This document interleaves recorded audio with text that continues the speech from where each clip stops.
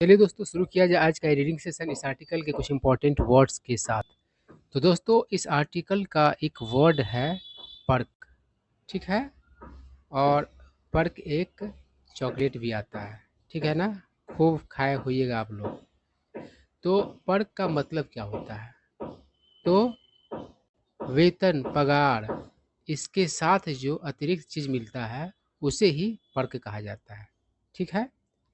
तो जब सरकारी जॉब लगता है या फिर कोई प्राइवेट जॉब भी हो तो क्या होता है, सैलरी के अलावा, पगार के अलावा आपको बहुत सारी चीज़ें मिलती है ना। जैसे बंगला मिलता है, गाड़ी मिलता है। तो ये सब क्या हुआ? पर्क ही तो है, ठीक है। तो पर्क अच्छे तरीके से आप लोगों को समझ में आ गया होगा, ठीक है। उसके बाद है कैरी ऑन। तो दोस्तों इसका तो हम लोग फ्रेजल वर्ब के रूप में प्रयोग करते हैं, नहीं कहते कैरी ऑन मतलब कि जारी रखना। किसी चीज़ को आप कैरी ऑन करते हैं तो आप उसको जारी रखते हैं। जब तक आपका मतलब जॉब नहीं लगता है तब तक आप पढ़ाई को कैरी ऑन, तैयारी को कैरी ऑन करते रहते हैं, ठीक है। तो ये तो वर्ब के रूप में हो गया, फ्रेजल वर्ब के रूप में प्रयोग हो गया। और नाउन के रूप में भी इसका प्रयोग किया जाता है।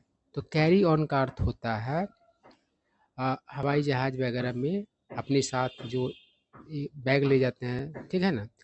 तो उसको कैरी ऑन कहा जाता है ना। और दोस्तों आजकल तो फैशन हो गया है जो लुढ़का कर ले जाने वाला, जो आपका ट्रॉली बैग जिसको आप कहते हैं, ट्रॉली कहते हैं।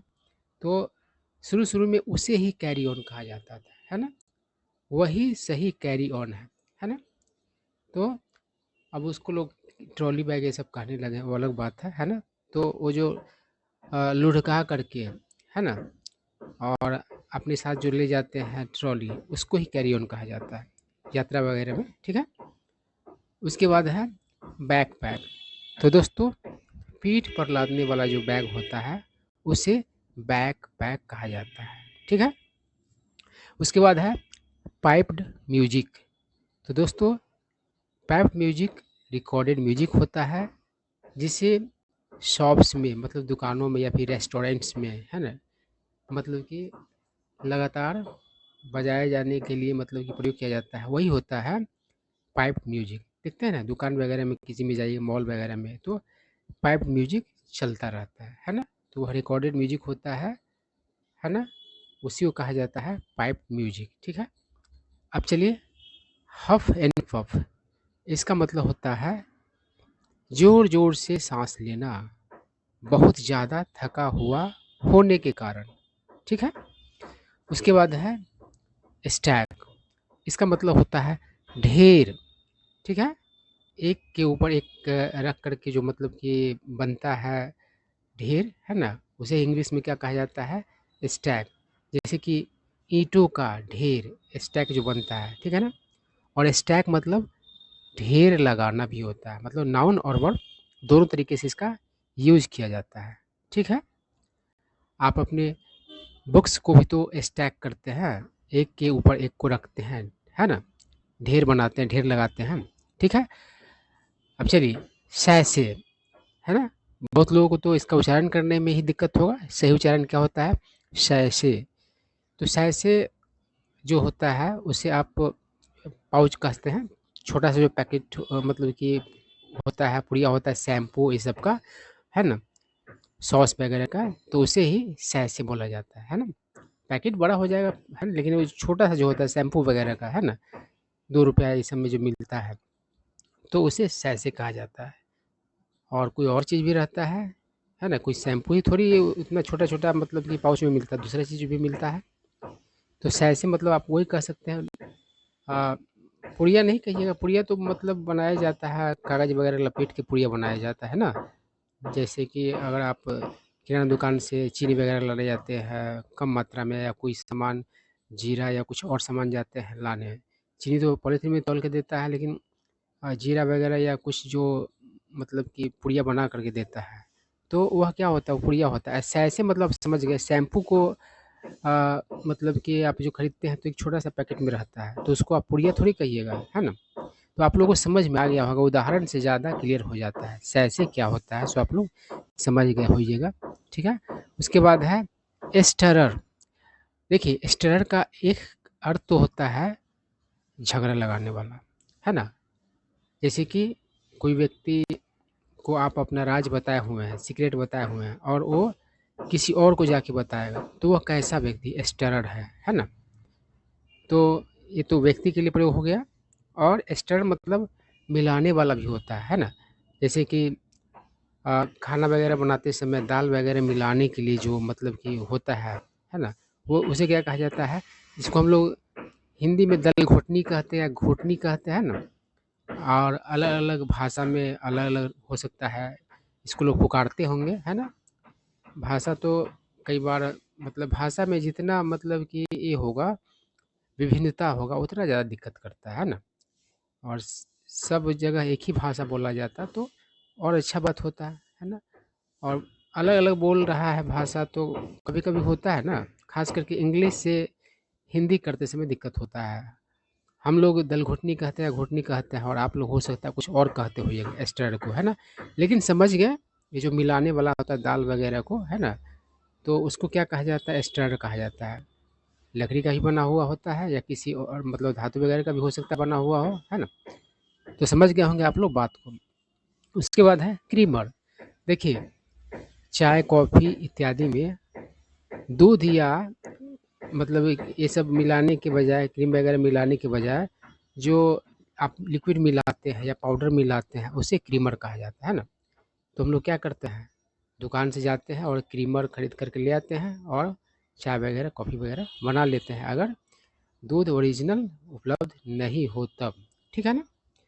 और आप लोग कहेंगे कि लिक्विड तो नहीं होता है, तो हो सकता है जहाँ से आप सामान लेते हैं वहाँ पर लिक्विड वाला नहीं मिलता होगा, सिर्फ पाउडर वाला क्रीमर मिलता है, लेकिन होता है विदेशों में, मतलब कि आपको मिलेगा, है ना? तो जो चीज़ जहाँ नहीं मिलता है वहाँ के लिए थोड़ा सा अजीब लगता है ना? तो क्रीमर आप लोग पाउडर वाला देखे होंगे, है ना? 5 रुपये 10 रुपये का मतलब कि पाउडर वाला दूध आप लोग खरीद के लाते हैं किराना दुकान से, तो उसे ही क्रीमर कहा जाता है। और वह लिक्विड फॉर्म में भी आता है ना? हमारे यहाँ नहीं मिलता अलग बात है, लेकिन विदेशों में मिलता है। उसके बाद है मंचीज। तो स्मॉल आइटम्स ऑफ फूड, है ना? चाय वगैरह के साथ जो आप लेते हैं कुछ पाव रोटी, ये सब तो ये सब क्या है? मंचीज ही तो है, ठीक है? तो ये सारा जो वर्ड्स मतलब कि था, वो सब हमारे डेली लाइफ से जुड़ा हुआ वर्ड्स था, मतलब कि अ, हम लोग पर डे इस तरह के चीज़ों को मतलब कि दैनिक जीवन में यूज करते हैं, है ना? तो आपका बहुत ही व्यवहारिक जो है यह आर्टिकल होने वाला है ना? मज़ा आएगा पढ़ने में। चलिए शुरू करते हैं। क्या कह रहा है? इंडियंस आर यूज्ड टू मतलब कि आदी, है ना? कोई चीज़ का और कोई व्यक्ति आदी है तो उसको उसको आदत लगा हुआ है ना? टू सर्टेन पर्क्स मतलब कि भारतीय आदी होते हैं, है ना? कि कुछ मतलब कि पर्क्स के, है ना? समझ रहे हैं? पर्क्स तो हम लोग पहले ही समझ गए हैं ना? तो क्या करा है? The moment we land in a hotel, मतलब जिस पल हम लोग होटल में लैंड करते हैं, किसी होटल में लैंड करते हैं, हाफ अ डजन मतलब आधा दर्जन अटेंडेंट्स मतलब सेवक आर अप एंड अबाउट, मतलब उतने अटेंडेंट्स अप एंड अबाउट होते हैं। देखिए अप एंड अबाउट यहाँ पर कन्फ्यूजन पैदा करने वाला चीज़ है ना? अप एंड अबाउट का मतलब होता है आउट ऑफ बेड, है ना? और यहाँ पर क्या सेंस है कि अटेंडेंट्स लोग जो मतलब कि बैठा हुआ रहता है वो उठ के खड़ा हो जाता है ना? फिर से एक्टिव हो जाता है ना? और आपके पास चल के मतलब आ जाता है ना? यही सेंस है अप एंड अबाउट का, है ना? वैसे इसका ओरिजिनल मीनिंग क्या होता है? आउट ऑफ बेड, है ना? खास करके बीमार वगैरह और पड़ा हुआ हो और ठीक हो जाए तो आउट ऑफ बेड हो जाता है, भला चंगा हो जाता है ना? तो ये अर्थ होता है। लेकिन इसका मतलब यहाँ पर क्या है कि फिर से एक्टिव हो जाना, है ना? खास करके रेस्ट करता हुआ हो और रेस्ट छोड़ करके फिर से एक्टिव हो जाना। तो किसी मतलब कि होटल में क्या होता है, स्टाफ लोग जो रहता है बैठा हुआ रहता है, कोई आता है तो क्या उठ के खड़ा होता है, जा करके अपने काम में लग जाता है। तो यही यहाँ पर सेंस है। आगे क्या करा है? Someone opens the door of the taxi for us, मतलब कि कुछ क्या करता है, टैक्सी का दरवाज़ा खोलता है, डोर खोलता है हमारे लिए, है ना? समवन अनलोड्स आवर लगेज, और कुछ लोग जो है सॉरी कोई व्यक्ति क्या करता है, कुछ नहीं, एक ही अनलोड्स लिखा हुआ है तो एक ही का बात कर रहा है। तो कोई क्या करता है, कारण कि V5 सिंगुलर वर्ब है तो एक ही व्यक्ति का बात हो रहा है ना, कुछ कैसे कहेंगे, है ना। तो कोई आदमी क्या करता है तो उतारता है, अनलोड मतलब होता है उतारना, है ना। आवर लगेज, हमारे सामान को, लगेज मतलब जानते हैं बैग वगैरह जो आपके साथ होता है यात्रा के समय, उसी लगेज कहा जाता है। Someone leads us to the reception desk, और कोई क्या करता है, हमें ले जाता है रिसेप्शन डेस्क पर, ठीक है, रिसेप्शन डेस्क की ओर। चलिए, बात समझ में आ गया होगा, आगे बढ़ते हैं। आई क्या कह रहा है, once the registration is complete, मतलब कि रजिस्ट्रेशन कंप्लीट होने पर, है ना, we simply head to our room. देखिए हेड मतलब यहाँ पर हमारा सर नहीं है, मतलब हमारा माथा नहीं है, हेड मतलब होता है की ओर आगे बढ़ना, है ना। तो रजिस्ट्रेशन कंप्लीट होने पर हम लोग क्या करते हैं, बस अपने रूम की ओर बढ़ते हैं।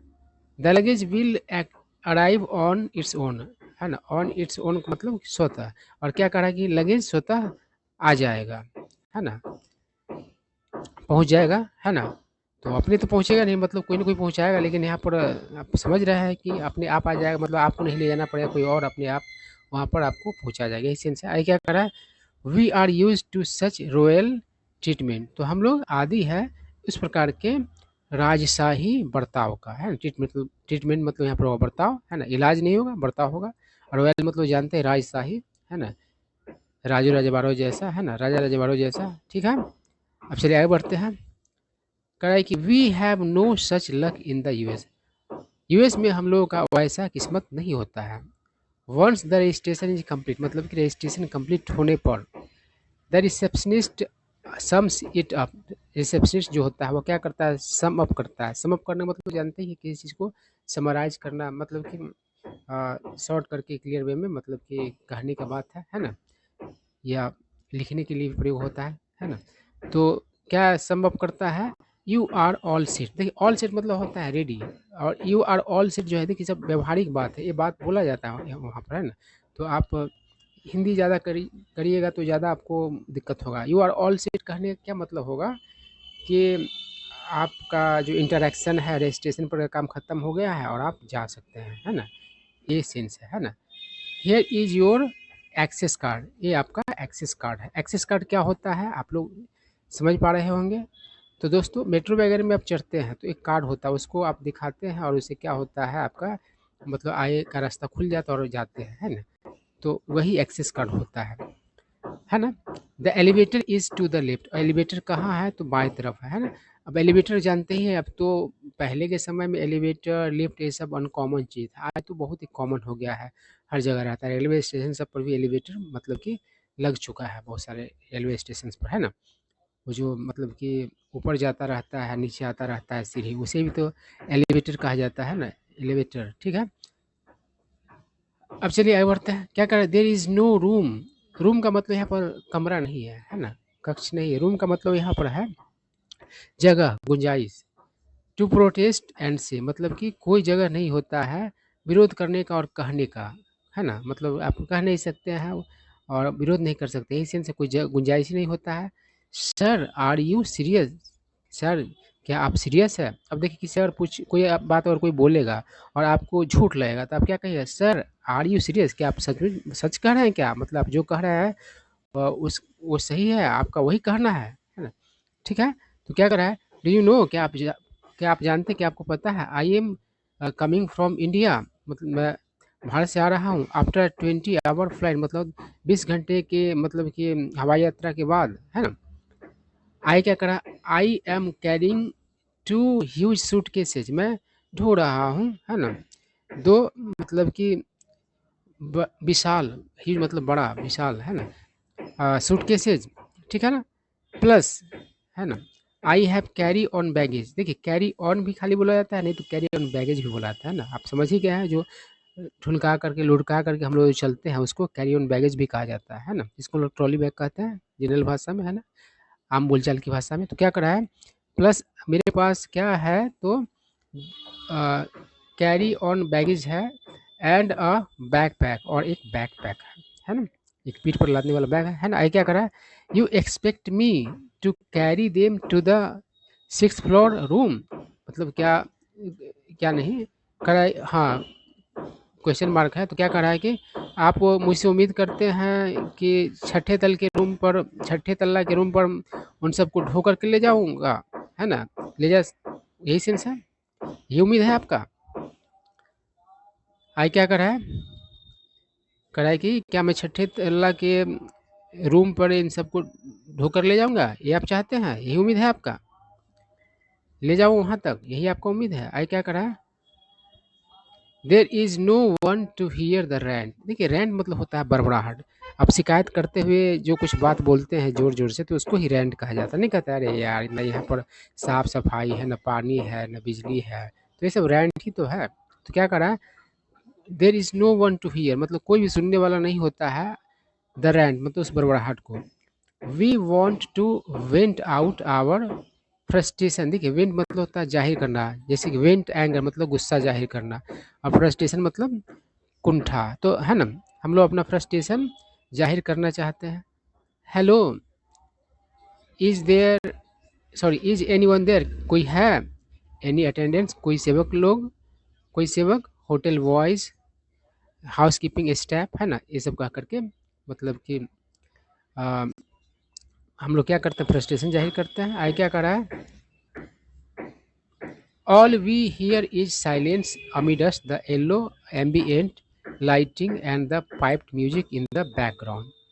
अब देखिए क्या करा है, हमें जो कुछ मतलब सुनने को मिलता है वो साइलेंस, साइलेंस, देखिए साइलेंस तो खुद ही चुप्पी होता है ना, और साउंड ऑफ साइलेंस आप लोग सुने होंगे, तो साइलेंस का भी एक साउंड होता है ना, आप मतलब जब एकदम से चुप हो जाओगे तो आपको सब चीज़ सुनाई देने लगेगा, आसपास जो भी हो रहा होगा आवाज़ सब सुनाई दे रहा है। तो कह रहा है कि all we hear is silence amidst मतलब के बीच, द येलो एम्बिएंट, एम्बिएंट मतलब कि परिवेशी चारों ओर का, है ना, आसपास के से घिरा मतलब घिरे हुए का, है ना, लाइटिंग यानी कि रोशनी, एंड द पाइप्ड म्यूजिक, और पाइप्ड म्यूजिक हम लोग समझ चुके हैं, इन द बैकग्राउंड मतलब बैकग्राउंड में। आई क्या करा, you can huff and puff your way to the 6th floor room, मतलब आप तेजी से जोर जोर से सांस लेते हुए पूरे रास्ता, है ना, 6th फ्लोर पर क्या करते हैं, पहुंच सकते हैं, यही सेंस है।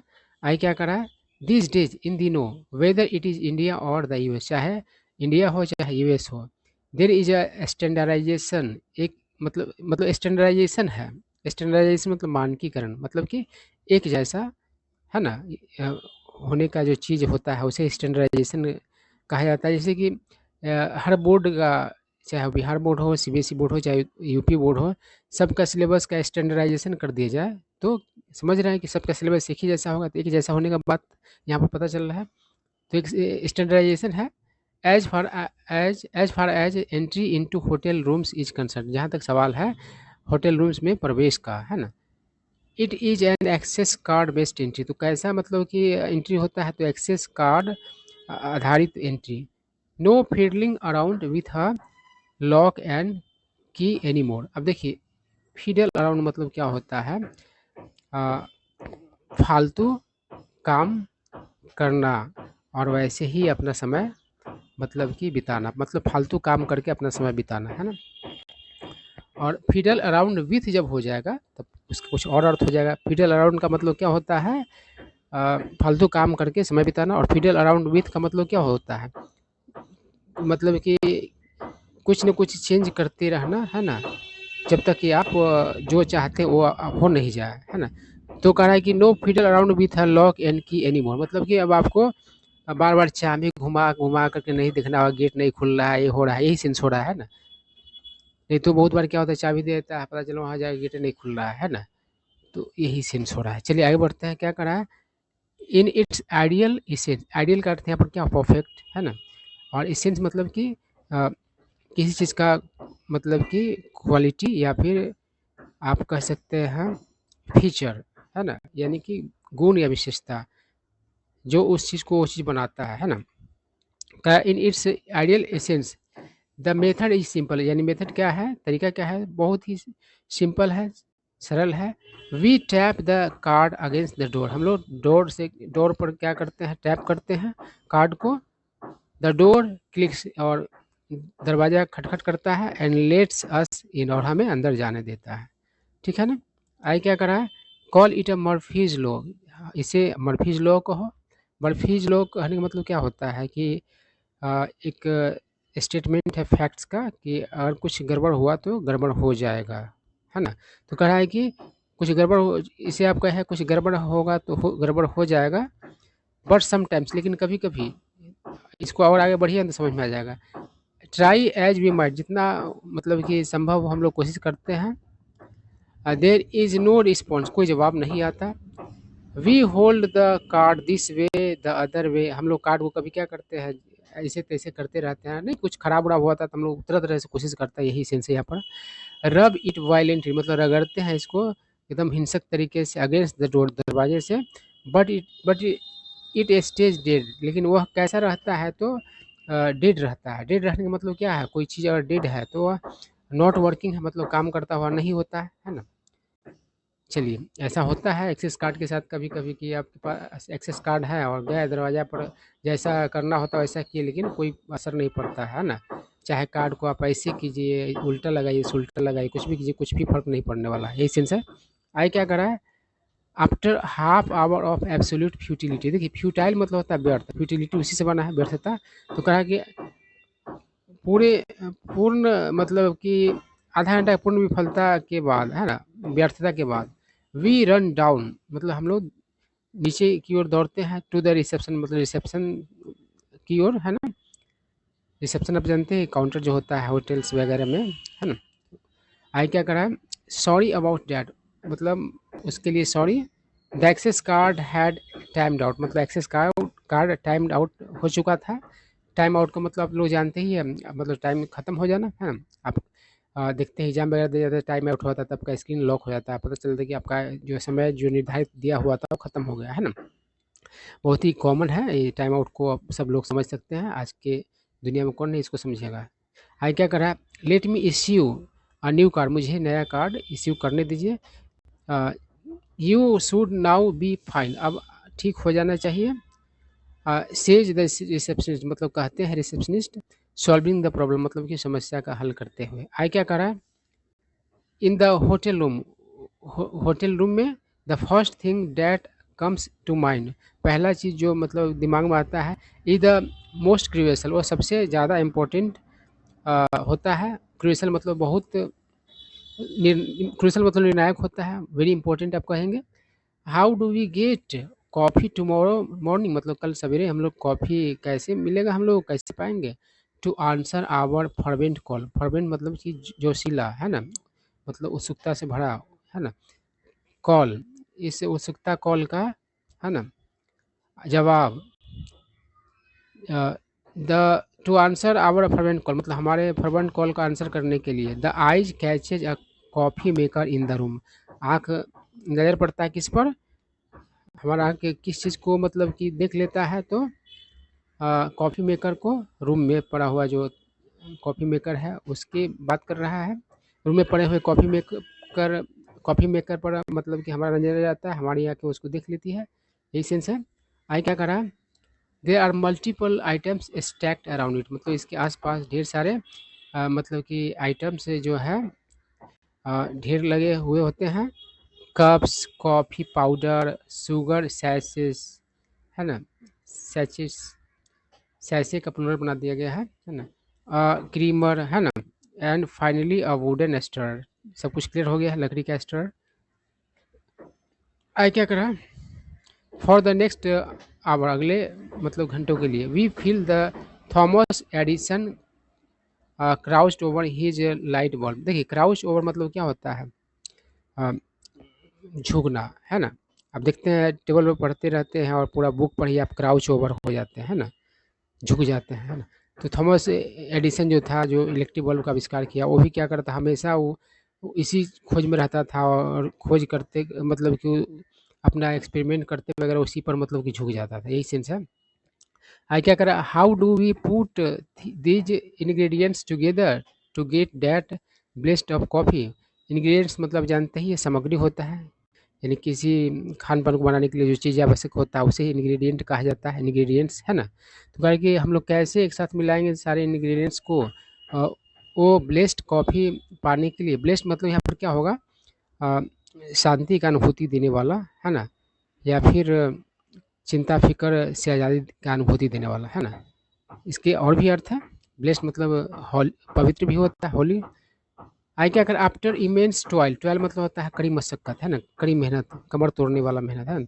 तो यह इमेंस मतलब होता है भारी, है ना? यहाँ पर इमेंस नहीं देता फिर भी काम चलता है, लेकिन कभी-कभी जोर देने के लिए और मतलब प्रयोग कर दिया जाता है, एक्स्ट्रा एडजेक्टिव वगैरह ये सब का, है ना? तो कह रहा है आफ्टर इमेंस टॉयल मतलब कड़ी मशक्कत के बाद देयर इज़ इवेंचुअली कॉफ़ी, अंततः क्या मतलब देखने को मिलता है, क्या होता है, तो इवेंचुअली मतलब आखिरकार कॉफ़ी, है ना? आगे क्या कर रहा है, the anti climax can not be put into words. देखिए एंटी क्लाइमेक्स मतलब होता है जिस चीज़ का किसी चीज़ की घटना, क्लाइमेक्स मतलब तो जानते हैं अंत, है ना? और एंटी क्लाइमेक्स मतलब कि बुरा अंत आप कह सकते हैं, मतलब कि जैसा आप को उम्मीद था वैसा अंत नहीं होना ही एंटी क्लाइमेक्स होगा। तो क्या करते हैं, anti climax can not be put into words, तो उसको शब्दों में मतलब नहीं रखा जा सकता, शब्दों में बयान नहीं किया जा सकता, यही सेंस है। द कॉन्कॉक्शन, कॉन्कॉक्शन मतलब मिश्रण, खास करके अजीब मिश्रण, है ना, या असामान्य मिश्रण। टू बीट इज बीटर मतलब वो बीटर होता है, तीखा होता है, टू द कोर यानी एकदम भीतर तक। कोर मतलब गुठली भी होता है, फल वगैरह का कोर है तो मतलब कि गुठली है उसका। और कोर मतलब क्या होता है, केंद्र होता है किसी चीज़ का, है ना? आगे क्या कर रहा है, सो फार इतना मतलब दूर तक, from the Indian filter coffee, Indian filter coffee आप लोग जानते हैं, दूध वगैरह मिला करके, चीनी वगैरह मिला कर जो बनाया जाता है उसको ही इंडियन फ़िल्टर कॉफ़ी कहता है। वी आर यूज़ टू जिसके हम लोग आदी होते हैं, है ना? आदी हैं। आगे क्या कर रहा है, how much we miss India, हम लोग कितना इंडिया मिस करेंगे, हम करते हैं। How much we miss India, it would take just one phone call, मतलब सिर्फ एक फ़ोन कॉल का ज़रूरत होता है ना? एट 5:30 AM सुबह 5:30 बजे, टू कॉन्टैक्ट रूम सर्विस को कॉन्टैक्ट करने के लिए। Can I have 2 cups of strong filter coffee immediately, क्या मुझे मिल सकता है 2 स्ट्रॉन्ग फिल्टर कॉफ़ी तुरंत, है ना? एंड इफ़ पॉसिबल और संभव हो, सम मंचीज़ कुछ munchies also to go with it, मतलब इसके साथ, है ना, यही सेंस है कॉफ़ी के साथ। आगे क्या करा, एंड वंस और जब, we put the phone down नीचे रखते हैं फ़ोन को, वी हियर हम लोग सुनते हैं, the foot steps, foot step मतलब होता है पैरों का निशान या फिर पैरों का आहट, है ना? पैरों का आहट सुनते हैं। एंड अ जेंटल टैप और मतलब कि हल्का खटखटाहट, हार्ड जेंटल का उल्टा क्या हो जाएगा, हार्ड। तो जेंटल टैप जो होता है हल्का खटखटाहट की बात है। ऑन द डोर यानी दरवाज़ा पर, और आवाज़ क्या सुनने को मिलता है, सर कॉफ़ी मतलब जो ऑर्डर किए थे वो कॉफ़ी आ चुका होता है और वो लाने वाला व्यक्ति बोलता है सर कॉफ़ी। ठीक है, तो यही आर्टिकल था हम लोगों का। आई होप आप लोगों को कुछ न्यू वर्ड सीखने को मिले होंगे और एक कहानी सा आपको सुनने को मिला हुआ होगा जो हो सकता है आपकी कहानी से मिलता जुलता हुआ हो।